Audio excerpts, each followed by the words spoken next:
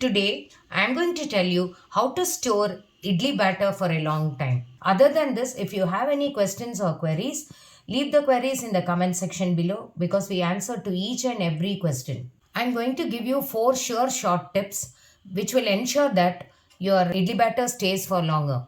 Number 1, soaking. If you're going to use raw rice, then soak it only for 3 hours. If you're going to use boiled rice, then it should be soaked for a minimum of 8 hours.